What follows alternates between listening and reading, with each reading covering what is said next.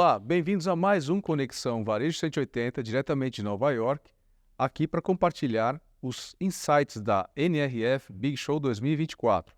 Estou nesta noite aqui com o nosso amigo Fábio Acaiaba e Edson Machado. Eu vou pedir que eles se apresentem para a nossa audiência. Obrigado pela presença, Fábio. Olá, pessoal, um prazer estar aqui. A gente exausto aí de uma super feira, né, que a gente tem vivido esses dias. Eu sou o Fábio, da SA Mais Internacional. A gente está nesse primeiro ano fazendo uma super parceria com a Varejo 180, trazendo um grupo muito especial e diverso, onde a gente está conseguindo aproveitar o conhecimento, assim, que tem muita coisa legal que a gente vai falar, né, do que tem sido esses dias por aqui. Então, prazer estar aqui com vocês todos. Obrigado, Fábio. Edson, professor Edson, mestre Edson, por favor. Bom, eu sou Edson Machado, sou Head de Inovação do IBMEC e realmente estou muito grato, muito obrigado pelo convite e muito surpreso. Eu não imaginava o tamanho e não imaginava a diversidade e a quantidade de elementos que compõem toda a jornada do varejo. Realmente eu estou maravilhado e queria compartilhar com vocês essas impressões que eu tenho do meu debut, da minha primeira vez de estar aqui na NRF com um grupo tão diverso quanto este. É um prazer, muito obrigado por estar aqui e por estar na feira com vocês. Obrigado, Edson, uma honra tê-lo conosco. Então, Fábio, vamos abordar aqui o que nesses 2 dias, para fazer um fechamento, nós tivemos palestras que foram consideradas as melhores desta década, inclusive, né? Você poderia citar algumas para a gente fazer algumas aplicações dessas dicas para os nossos ouvintes? Podemos. Eu acho que tem uma que é bastante conceitual, que me chamou a atenção. A gente teve segunda-feira um feriado muito importante aqui, Martin Luther King, e a gente teve a chance de abrir a plenária no dia da manhã com a presidente da American Express, uma mulher negra, fazendo a menção, né, do quão importante essa data é para as pessoas. E depois a gente teve na sequência a abertura com a entrevista do Magic Johnson. Mas eu acho que o tema inclusão ficou muito forte enraizado nesse dia, porque a gente vê, e é uma coisa que nessa edição também me chamou a atenção, sobre a questão do capital humano, né? São valores verdadeiros para poder valorizar as pessoas que trabalham no varejo. E a gente sabe que a cadeia é uma cadeia enorme, com muita gente, né? Desde até, inclusive, da parte de fábrica, supply e as pessoas de loja. Então, você ter, né, o capital humano sendo reconhecido, valores importantes sendo estabelecidos, para um público, uma audiência como foi, para mim foi muito emocionante. Eu achei que trazer esse tema assim, da forma como foi uma abertura emocionante para um dia muito incrível. E de verdade o varejo se posiciona como o maior e melhor canal para posicionar grandes causas, de verdade, certo? Sim. Está muito claro que o varejo está abraçando essas causas. E ver exemplos práticos, né? Na prática, no capital humano, né? A contratação está muito generalista, muito all gender, e eles estão dando um show aqui no Congresso. E com relação à inteligência artificial, que a gente vai passar aqui a bola para o professor Edson, todas as palestras falavam de inteligência artificial, né? Eu acho que eu estava brincando que inteligência artificial parece que fez merchan, né? Assim, né? O termo, o ChatGPT pagou o Congresso. Foi quem mais foi falado durante todos os momentos, porque de fato é uma realidade. E é engraçado a gente que acompanha aí há muitos anos, né, os lançamentos das novas tecnologias, como essa que é uma tecnologia muito recente, né? O pessoal dizendo ainda que ela não completou um ano assim de mercado, mas ela já está com a penetração tão alta. Como todo mundo já tem familiaridade, quando todo mundo já sabe o que a gente quer dizer com aquilo, mas é um negócio ainda muito embrionário. É muito embrionário e muito exponencial, né? E a gente viu grandes empresas falando, já se posicionando sobre como a inteligência artificial deve ser, se deve ser regulamentada, se não deve, aonde ela pode nos levar, né? Eu tive na palestra onde o presidente da Salesforce fez uma provocação interessante de que a inteligência artificial ela não possa nos levar para construções positivas, né? Em tudo que ela vai se interferir, que ele brincou, né, que não nos leve como a mídias sociais levou, né, que ela tem muito problema, né, de como você gerenciar, cuidar, e ela acaba muitas vezes sendo um escape e não uma solução, mas é impressionante como está já no radar de todo mundo, né, e é inevitável. são várias aplicabilidades em todos os segmentos. Não é um negócio, né, mirabolante que eu acho que muitas vezes assusta para as pessoas que estão chegando, mas eu acho que todo mundo vai precisar começar. Deixa eu ver o que é isso, porque ela é de fato transformador e eu sou um entusiasta de tudo que ela vai poder ajudar a gente em termos de velocidade, de criatividade, de juntar as coisas, né? Porque é muito, muito bacana as aplicabilidades que a gente já está vendo acontecer. Edson, obrigado, Flávio. Edson, não tem milagre, né? Inteligência artificial ela precisa aprender primeiro, certo?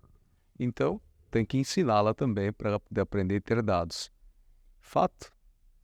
Eu fico, assim, quando eu vou, a gente esteve no Web Summit juntos também, e é uma feira de inovação que acontece em Portugal, e a gente também, a garota propaganda foi inteligência artificial, Isso.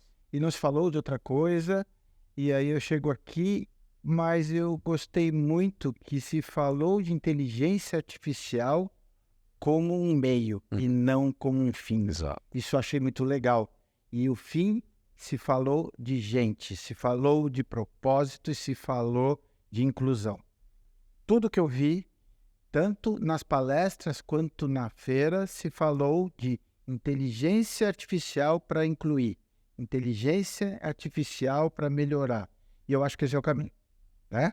A gente vê, e aquilo que você falou é muito interessante, porque assim, o Pokémon demorou 8 meses para ter 100 milhões de usuários.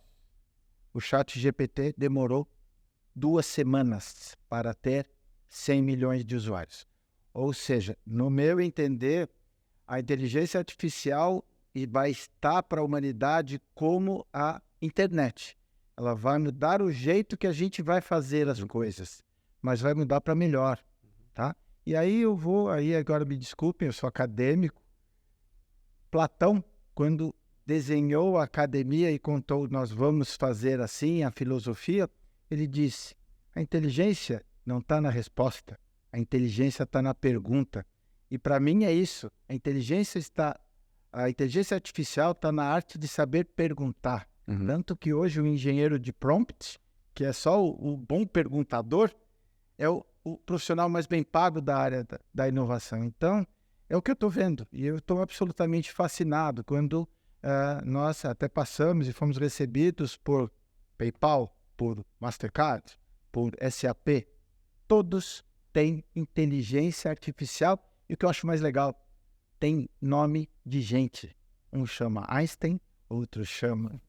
eu acho muito legal, né?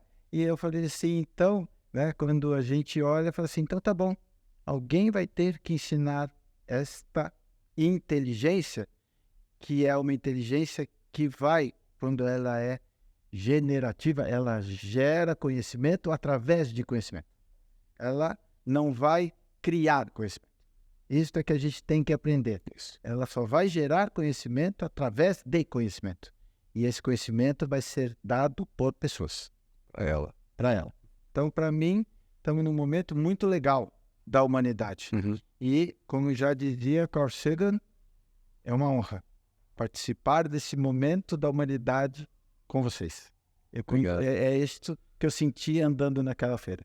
É um grande momento da humanidade, é assim que eu me sinto. Estando lá, estando aqui também.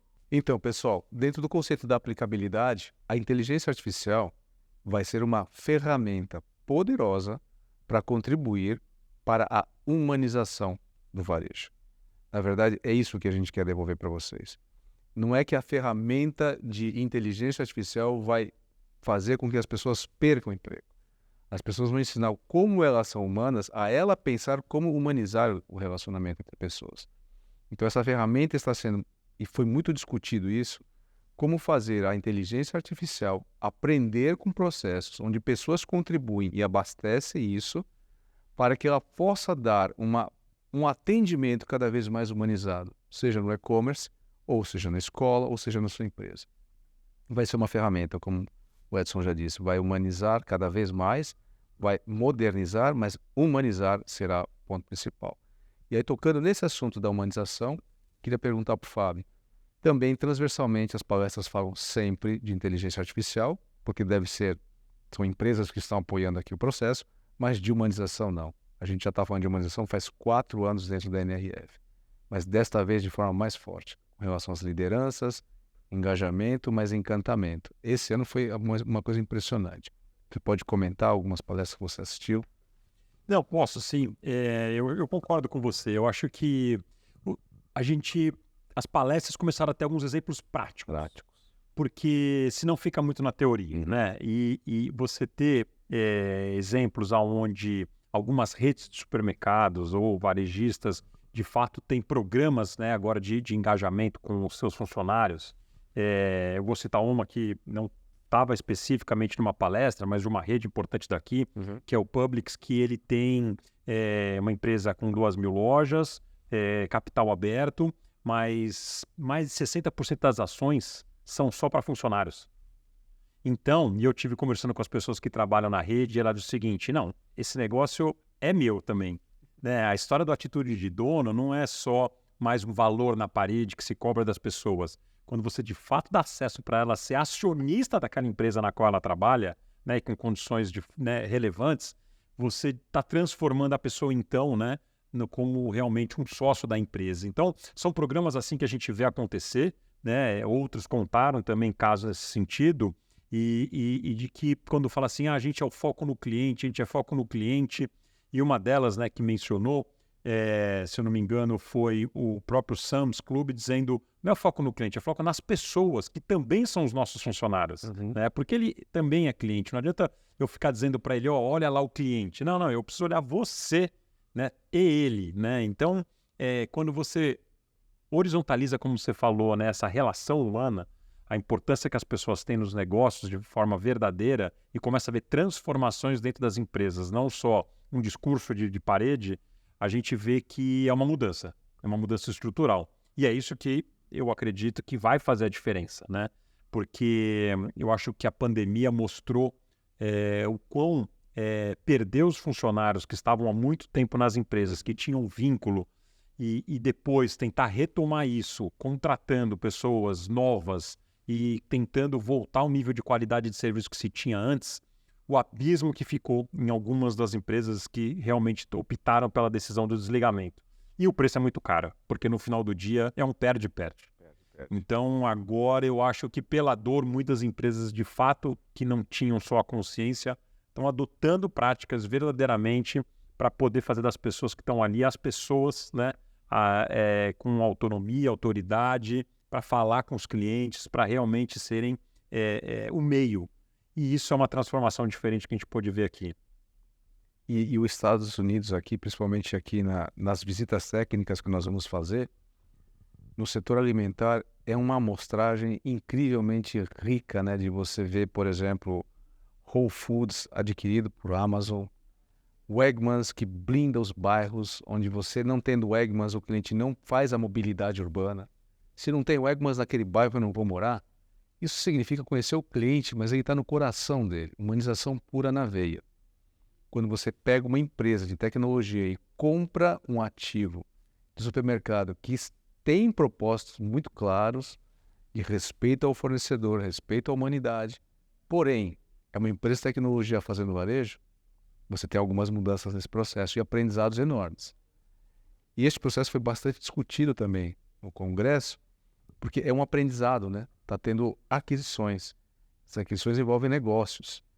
Né? Vamos comentar um pouquinho sobre isso, porque nós vamos visitar, né? É o West Side Market. Exato, né? exato. Comente um pouco sobre as nossas... Não, sem dúvida. Eu acho que o movimento que a Amazon fez comprando o Whole Foods, uma rede muito importante que tinha, né, um diferencial competitivo claro, né, na qualidade de produto, nos valores, na relação com os fornecedores que ele praticava, foi uma transformação muito grande, porque acelerou demais a digitalização, né, de poder fornecer para os clientes que são Amazon os serviços do Whole Foods, né, através do Prime. Mas, ao mesmo tempo, você também conseguiu levar a parte do ponto físico, né, usando as lojas que já existem.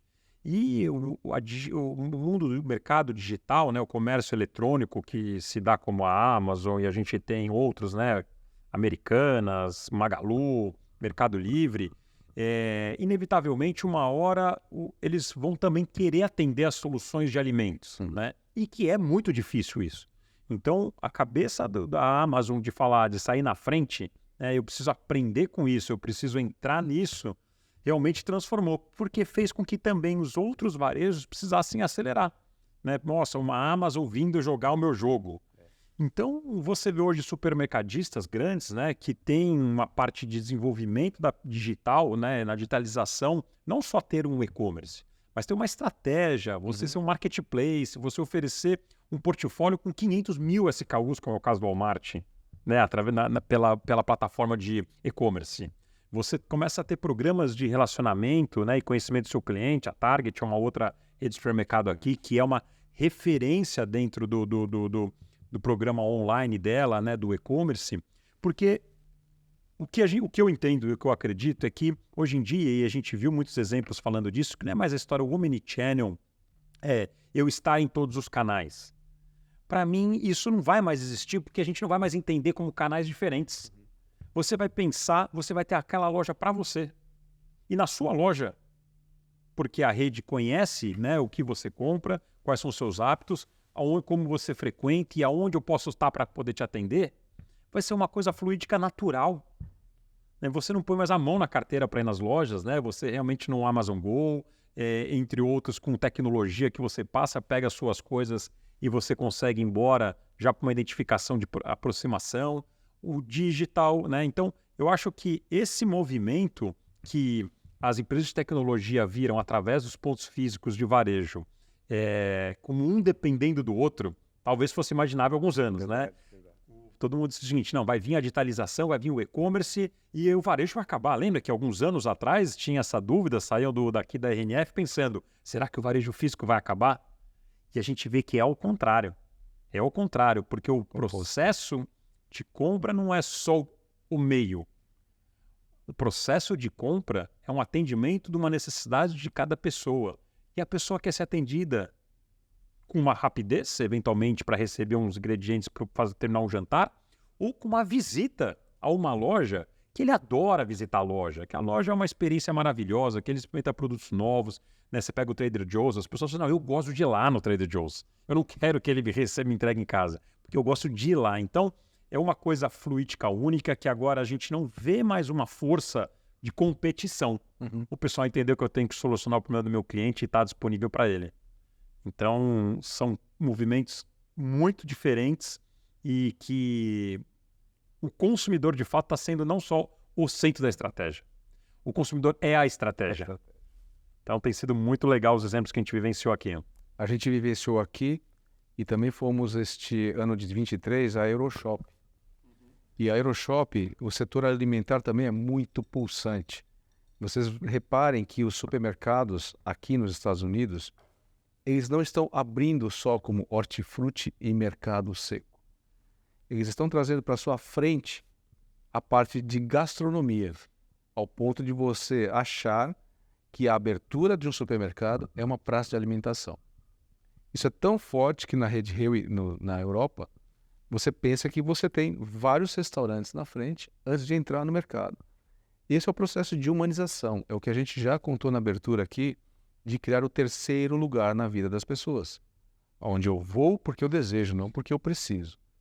Isso também fica claro que a indústria, que os provedores também entenderam isso. E eu queria perguntar aqui para o Edson, que os provedores que estavam lá expondo, eles não estão fazendo stands, eles estão fazendo lounges, extensões das casas deles para receber os clientes. Uma marca que é a Salesforce, ela faz jornadas agora para dizer, olha, quando você estiver viajando, nós temos essa solução. Quando você estiver na praia, nós temos essa solução. Eu acho incrível como a indústria entendeu essa dor rapidamente, está decodificando. Por isso que a gente quer mostrar a aplicabilidade disso, você que é varejista, porque a indústria está buscando canais e ela vai ser seu parceiro para um projeto de peso, mas crie esse projeto. Isso tem o nome de trade marketing inicialmente e marketing estratégico para criar ecossistema. E a academia está aí para ensinar isso aí para a gente. Por favor, Edson. Olha, o que mais me fascina nesta conversa toda foi o terceiro lugar. Porque tinha e tenho uma visão de que a internet afasta quem está próximo e aproxima quem está longe. Então é aquilo, eu estou aqui do seu lado, mas se eu responder uma mensagem de WhatsApp, eu já não estou mais do seu lado. Eu estou lá do outro lado do mundo. E esse foi o grande desafio. Como é que eu trago quem está perto? E o outro desafio era do nômade digital. Então, todos nós, por um movimento, fomos para casa. Como é que eu contava para o meu colaborador a minha cultura, o meu jeito de fazer as coisas? E aí, como é que o varejo contava, e eu percebi isso muito, convivendo como acadêmico, mas convivendo com vocês, porque a gente come 3 vezes por dia. Então, é muito rápido este movimento. Então, eu posso querer ir lá porque eu gosto de escolher o tomate que eu como. Ou eu não faço questão nenhuma. Então, teve a personificação. O Edson. O que o Edson gosta? E aí, eu acho que tem uma inteligência artificial que fala, espera um pouquinho, o Edson acorda cedo. O Edson corre às 6 horas da manhã. Ele corre naquele parque ali, ó. Ele mora perto do Ibirapuera. Mas ele é um cara de 58 anos. Ah, ótimo. Eu consegui criar a jornada, a trilha de hábitos dele. Jornada de consumo dele. É muito fácil assim, Edson. Tome seu tomate. Tá? Tem até uma experiência muito legal que ele passa numa loja e o cara dá um guarda-chuva para ele, assim. Mas por que o guarda-chuva? Porque no dia que você for no casamento, vai chover. E que casamento? No seu. Como no meu? Porque você vai casar com aquela moça. Qual aquela moça? É óbvio que é essa moça, porque ela corre no mesmo dia, porque ela gosta de comida que você gosta, porque vocês trabalham no mesmo lugar, porque vocês têm as mesmas áreas de interesse, vocês estudaram no mesmo colégio.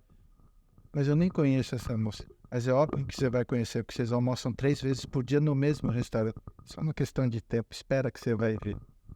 E é assim que toda essa inteligência artificial, mais criando a personalização, assim, não é, aquele grupo, eu acho que não tem mais, sabe, aquele grupo de consumo. Então, é o Edson, né? Então, quando você entender o Edson, você entendeu a humanidade inteira. Um monte de Edsons, um monte de Marias e um monte de Josés. Aí a gente voltou no começo. Talvez eu seja um pouco saudosista disso. E o Titãs fala muito disso. Desejo, necessidade e vontade. Quando você conseguir resolver o desejo, a necessidade e a vontade do Edson, e é para isso que a inteligência artificial está aí. Ela vai olhar neste movimento. Pronto. A gente vai conseguir criar o terceiro lugar. Porque eu moro num lugar e trabalho no outro. E aonde é que eu tenho meu desejo, minha necessidade, minha vontade? Pode ser em qualquer lugar. Mas pode ser onde eu me alimento, porque eu tenho que fazer isso. Mas onde eu quero fazer isso, né? E Edson, quais foram as soluções que você viu na feira que atenderam o desejo, necessidade e vontade dos clientes? Isso foi impressionante. Por exemplo, o Salesforce foi um elemento muito legal. Qual foi a solução que você viu? Ele, por exemplo, ele tem um pedaço dele, do Copilot, fala assim, então, e ele está trabalhando com era um hospital, para você ter uma ideia. Então, entrou o cliente lá e falou assim, você não está andando de bicicleta, né? Como é que você sabe? Você está mancando. Olha, você está mancando com o joelho esquerdo. Por quê? Você pedalou, né? Porque esse é o típico de lesão de um cara que pedala. E não sei o que, você pedalou, então, não sei o que.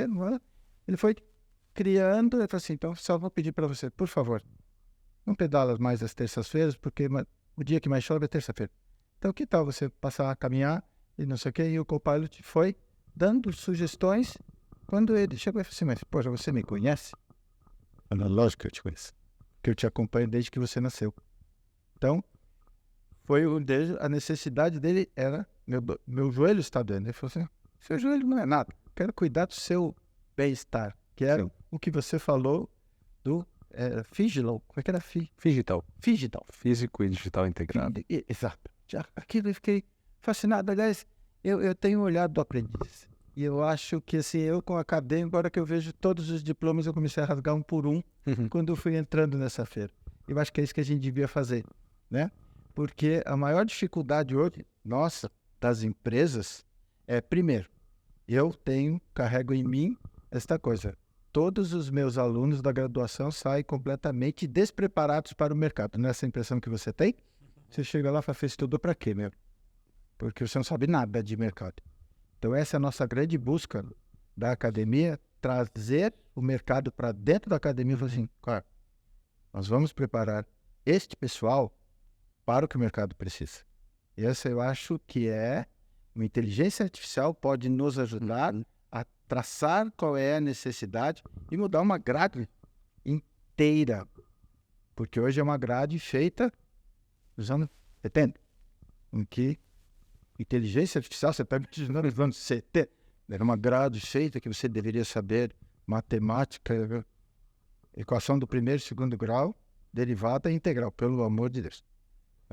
Então, nota como a coisa é um pouco mais complexa, mas eu acho que se a gente não se olhar e se reinventar, assim, eu entro numa sala de aula 40 anos depois e dou a aula que eu recebi. Eu sento num púlpito, eu fico em pé e eu falo e um monte de gente senta numa cadeira e ouve. Será? Será que é assim? Notou? Então, tudo isso que você me falou, eu achei assim, faz todo o sentido. Como é que eu passo os meus valores, a minha cultura, de um caminho inteiro para um cara que trabalha em home office? Como é que eu conto para ele? Esse cara tem que sentar com o dono da empresa e falar assim, sabe como eu fundei esse negócio? Foi assim, ó. Porque é fácil chegar numa estrutura montadona, num prédio bonito, né? Uau! Bonito trabalhar isso aqui. Mas eu quero trabalhar de home office. Querido, isso aqui não começou assim. Isso aqui não é essa estrutura aqui. E aquilo que você falou de online, offline, omnicanalidade, já não importa. Eu cheguei numa loja para comprar uma geladeira. Primeiro, eu já tinha comprado a geladeira totalmente online. Porque eu vi a geladeira, a especificação, falei, eu quero essa geladeira. Mas como eu sou, né? Outlier, aí eu fui no lugar para ver a geladeira. Porque eu precisava pôr a mão na geladeira. Eu não sei qual era o problema de pôr a mão na geladeira. Aí eu cheguei assim, abri a geladeira, fechei a geladeira, fiquei lá. Aí eu cheguei lá, assim, no ponto físico da geladeira. Quero comprar a geladeira. Eu falei assim, claro, pois não. Pegou um tablet. Ele me deu o site, falou, pode comprar. Eu falei, mas eu vou comprar pelo site. Eu falei, lógico, isso aqui é só um showroom, a gente não vende aqui. Aí caiu a ficha. Essa omnicanalidade, você entra e sai, não existe mais online e offline, sabe? E este aqui é o grande barato, é aproximar. O Edson precisa entender que eu já tinha comprado, o meu espírito já tinha comprado a geladeira, mas eu precisava ver. Sabe? E o varejo cada vez mais quer humanizar esse processo e deixar com menos atrito e intuitivo.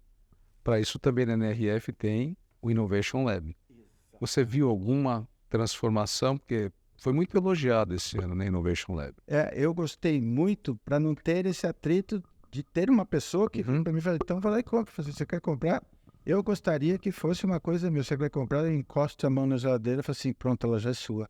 E eu chegasse lá em casa, ela estivesse lá. Alguma coisa que a Apple faz isso de uma forma, assim, sem atrito de fila, sem nada. Eu acho que eles têm um processo de ler mentes, porque eu olho lá, eu olho um aparelho assim, aí de repente aparece uma pessoa e fala assim, ele já é seu. Mas parece que enquanto eu não gostei dele, não aparece essa pessoa, né? Ela só aparece naquele momento em que eu gostei. Então eu acho que tem aquele sensor que fica olhando e fala assim, agora ele... Você dá os dados para ele, né? Exato. Que isso já tinham prateleiras inteligentes ali só com reconhecimento de face. Ele tinha 4 algoritmos que ele poderia chamar. Falou, olha, se ele fizer 4 coisas, ele gostou. Ele está 89% pronto para comprar. Até aparece o cara e fala, você quer comprar? Na verdade, ele falou, não, você já comprou. Mas ele é educadinho, aí ele fala para você, então você quer comprar. Mas ele já sabe que você já comprou. E eu acho isso fantástico. Isso a gente viu muito ali. Eu acho isso fantástico. Obrigado, Edson. Obrigado. Para vocês, vou deixar uma dica. Este ano nós fizemos um book para onde a gente analisou 27 tipos de inteligências artificiais. Nós vamos divulgar, nos acompanhem, porque a inteligência artificial ela não é holística, ela já está se especializando por algumas camadas no varejo.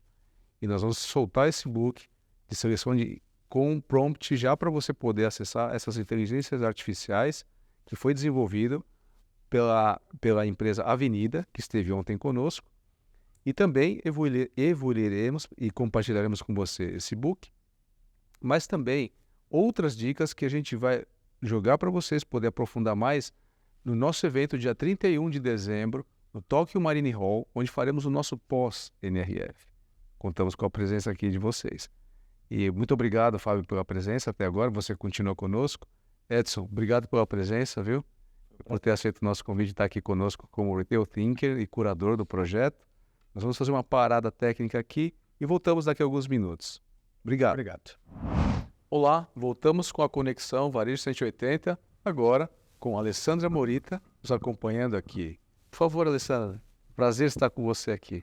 Prazer é meu, primeira vez na NRF, então estou bastante animada com tudo que eu vi até aqui. Como foi a sua imersão dentro da NRF? Nos dá a sua experiência, como foi participar da NRF conosco aqui? Eu me senti assim, pensa no melhor restaurante de self-service que você já viu na vida, né? Então, para mim foi assim, porque eu tinha um cardápio enorme de conteúdos, os mais variados em termos de palestras, sem contar a parte de exposição, né? Então, eu já fiquei meio enlouquecida, assim, de ficar pensando o que eu vou ver e tal. Mas eu acho que deu para montar um cardápio bem bacana, assim, pensando principalmente no varejo alimentar, né? Que é onde a gente atua, né? E eu achei, assim, as palestras foram bastante ricas. Eu acho que dá para a gente extrair bastante coisa, assim, de pensar onde está o varejo alimentar hoje e quais seriam os pontos de atenção, né, para o varejo das mais diversas áreas aí, pensando em todas as palestras que eu assisti.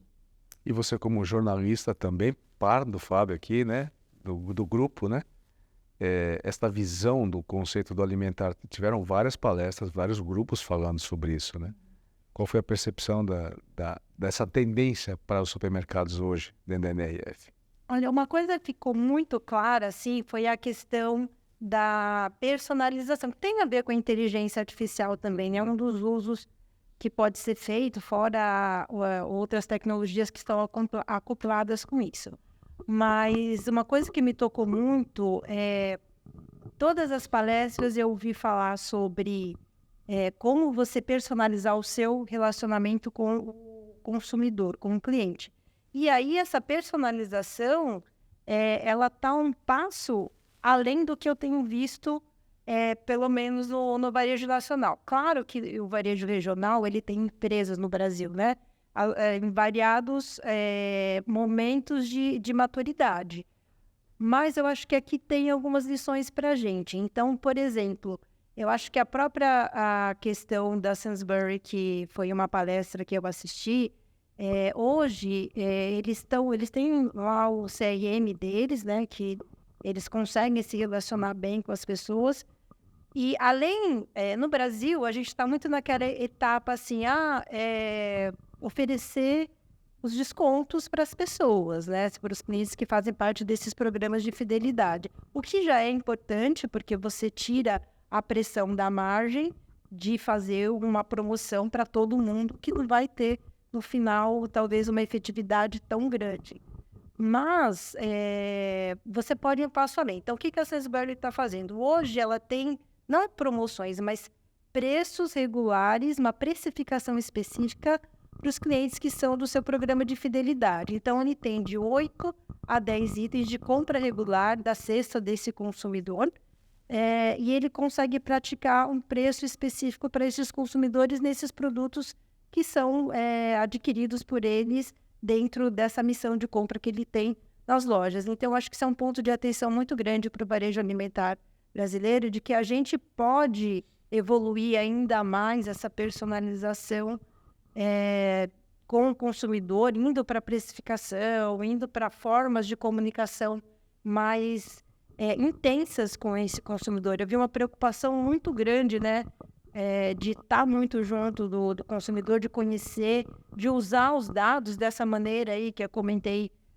com vocês, mas sem deixar o lado emocional, porque também vi uma preocupação muito grande de estabelecer um relacionamento emocional, não só um relacionamento comercial. Eu te dou esse preço, essa precificação específica, essa vantagem de comprar aqui, de fazer parte do meu programa, mas de estabelecer realmente essa conexão emocional. Então, por exemplo, hoje foi numa das palestras que eu assisti, foi do Sam's Club, eles aproveitaram que eles fizeram 40 anos e fizeram uma festa nas lojas voltada, não é que é voltada, né, para o pessoal da geração Y e da geração Z, mas aproveitaram que essa é a idade, né, do pessoal da geração Y, e fizeram uma festa temática dos anos 80. E aí, com o intuito, assim, primeiro você tem aquela coisa, você é dos anos 80, então o tipo de roupa, ou como é que era aquela época que você nasceu e tal. Acho que tem um apelo emocional grande. E também a pessoa vai na loja e não só conhece os produtos que tem, que já é um clube de compras, ela já conhece, mas consegue experimentar novas tecnologias que estão lá disponíveis e tal. Então, eu acho que realmente tem essa conexão personalizada, que não é só mercantil, mas que ela é também emocional. Esse processo de customização e personalização começou na área de cosméticos, né? A área de cosméticos, ela pegava o seu pH da sua pele, o óleo essencial e falava, vou customizar um perfume para você. Automaticamente, o mundo da moda aprendeu a customizar a roupa para também fazer um produto comoditizado ser personalizado. E no varejo alimentar, agora com os dados eu consigo ter a rastreabilidade dos seus hábitos para te oferecer soluções customizadas. E a gente no Brasil está vivenciando o bojo no Brasil, né? A classe 50 a mais transformando uma pirâmide num vaso. A gente vê que o alimentar está anos-luz agora estudando muito rapidamente essa mudança da Silver Economy. Você já fez várias matérias, né? Desculpe, a gente falou, você se apresentou, mas não falou que você é jornalista, né? Fale um pouco sobre jornalismo e fale sobre esse conceito da Silver Economy, que foi discutido na NRF também. A gente pode voltar um pouquinho? Pode, claro. Um pouquinho o que você quer dizer? Eu quero... A economia prateada são as pessoas que têm mais de 50 anos e que agora vão precisar comer saudavelmente, vão buscar supermercados que querem uma alimentação mais saudável. E os mercados que fizeram palestras mostraram como este mercado é um mercado quase trilionário. E a frequência. Eles querem muitos irem todo dia. Estão aposentados. Comprar a comida do dia. Então, Eles querem. Um lugar de passeio. O mercado tem que ser o terceiro lugar, porque ele vai ler jornal no mercado. A gente tem que ter lugar para ele sentar, lugar bem iluminado, porque ele não consegue ler em lugar escuro. O sofá tem que ser macio, porque ele quer sentar macio. E a gente está percebendo que isto está na palestra, mas aí que vem a dica da aplicabilidade. Se o bojo da economia é uma pirâmide e a classe é jovem, ela lê em lugar escuro, ela não precisa ter banco, pode ser banco de madeira, mas os mercados estão se reinventando para isso. Tanto que agora, quando a gente vai visitar Whole Foods, o Wegmans, antes você vendia e falava vaza da loja. Agora, a área do Whole Foods ela é 4 vezes maior para você sentar e comer, comprar e comer no local. E ela tem luz natural para você se sentir em casa, no quintal da sua casa. E não precisa ir embora, porque quanto mais tempo você ficar, mais você compra. Você já escreveu várias matérias esse ano sobre isso. E reflete no mercado aqui, né, nas palestras. Não, sem dúvida nenhuma, é um ponto que foi bastante tratado. E o paralelo que eu acho importante a gente fazer, eu acho que, de fato, o varejo alimentar brasileiro ele está antenado com essa tendência. Você vê as áreas e as soluções, por exemplo, para a área de saudáveis, elas crescem vertiginosamente. Então, tem redes, eu não sei se a gente pode citar nomes no Brasil, mas além das grandes cadeias, como o Pão de Açúcar, que já vem se desenvolvendo nisso, mas acho que regionais, como o Mufato, já estão com áreas principalmente nas lojas de supermercado, áreas alimentares mais voltadas a produtos saudáveis bastante importantes. E na questão assim da se sentir bem dentro de um supermercado, eu vejo várias iniciativas também.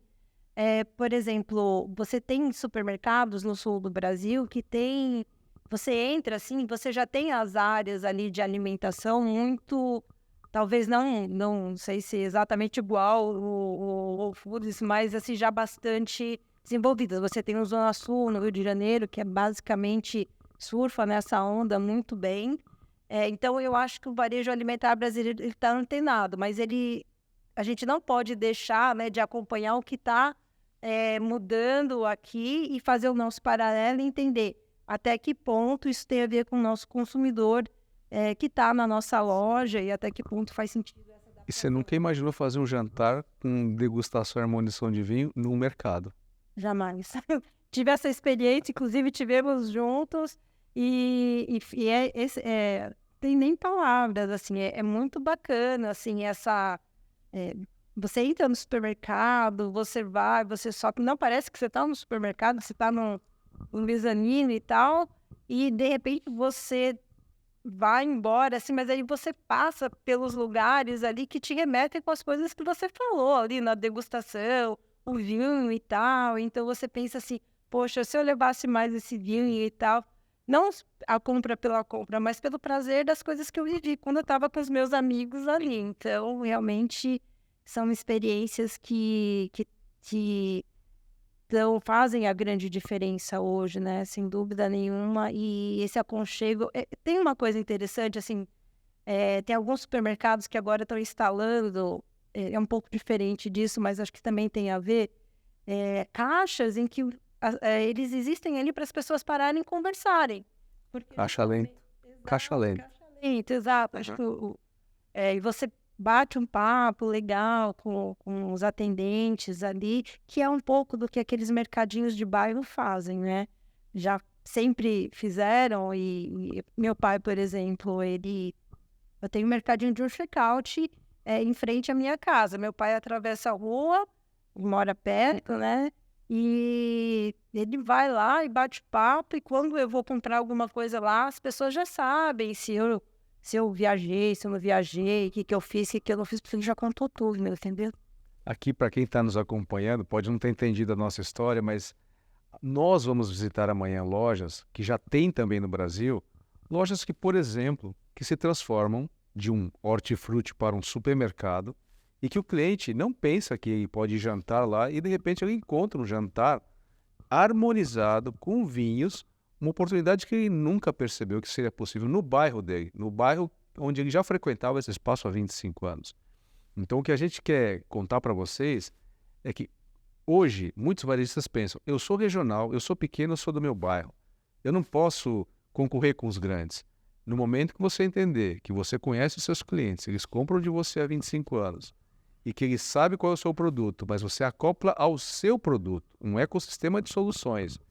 Por exemplo, um pastel, um bom hortifruti, uma boa mercearia, uma boa adega, uma área de gastronomia que você pode servir jantares e os seus clientes podem também entender que o seu posicionamento é para entregar mais, integrar a comunidade e entregar mais para ela.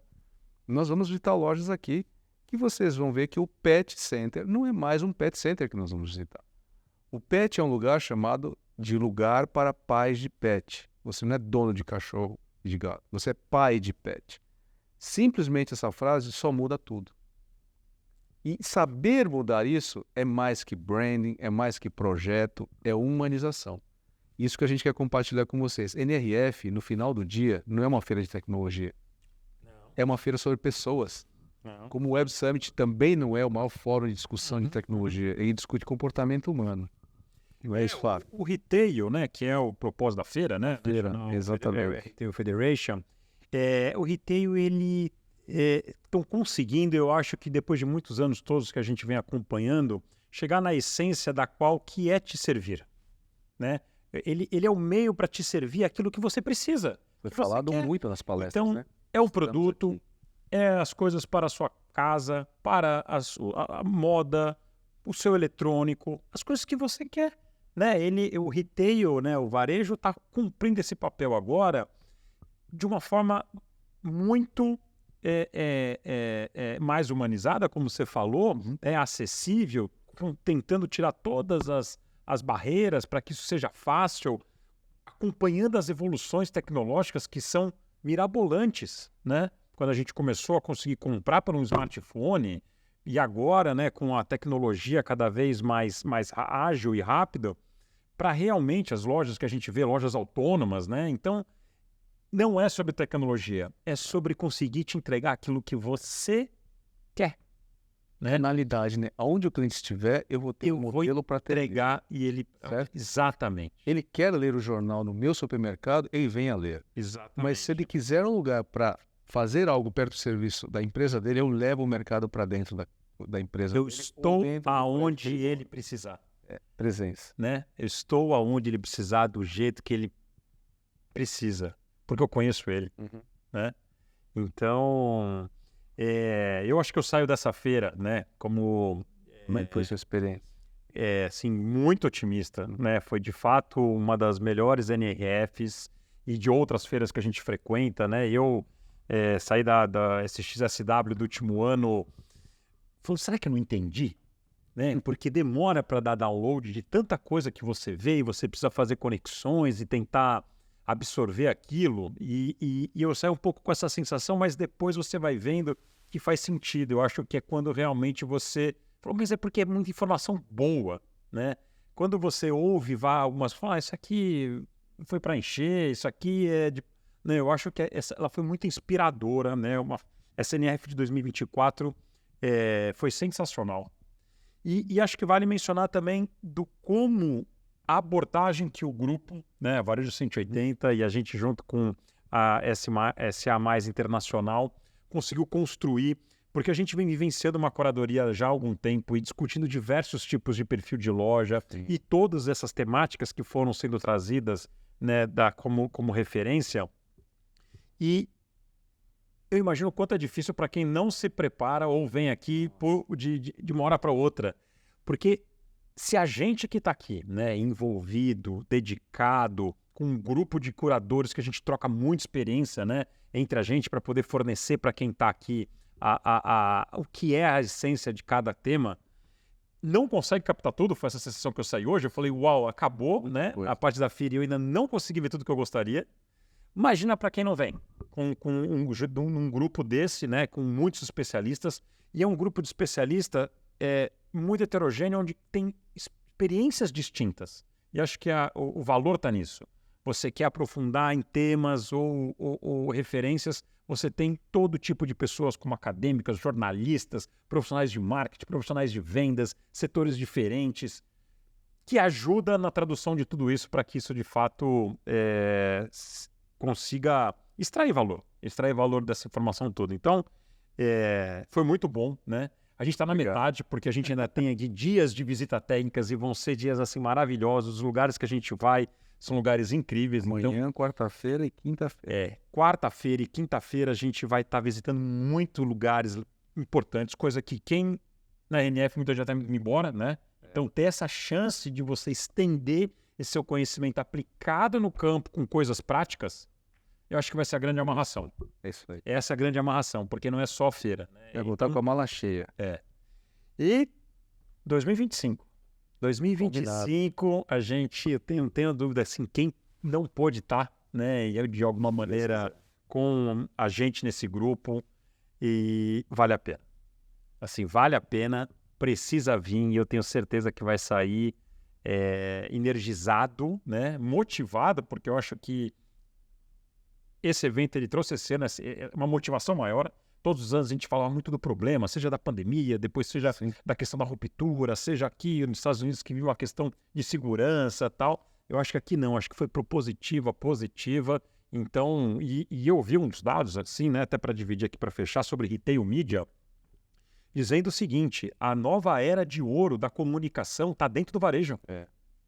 O investimento de comunicação, a construção de marca do que ia então até para a TV com bilhões de dólares, né? Os especialistas todos de comunicação dizendo, essa comunicação agora vai para dentro do varejo. De várias formas, de trade marketing a marketing estratégico, capital humano, de diversas formas. Ou ROI de investimentos em negócio. Então você ouviu os pesquisadores do seguinte: os próximos 10 anos são muito promissores para o varejo. A gente tem que estar preparado para integrar e entregar essa solução. Exatamente. E Porque aproveitar vocês essa onda. pediram para a coisa melhorar. Quando melhora, você não tem estrutura para atender. É isso. Então se preparem, dia 30 de janeiro, Tóquio Marine Hall. Agradeço ao Cris pelo apoio e a participação na grande parceria. Estaremos lá compartilhando no pós-NRF em São Paulo, da Varejo 180 e SA Mais Internacional. Obrigado pela presença, Fábio. Obrigado a você, Júlio. Obrigado, Ale. Imagina, eu que agradeço. Nos vemos em breve. Até. Voltamos no Brasil e nos prestigiem. Um abraço.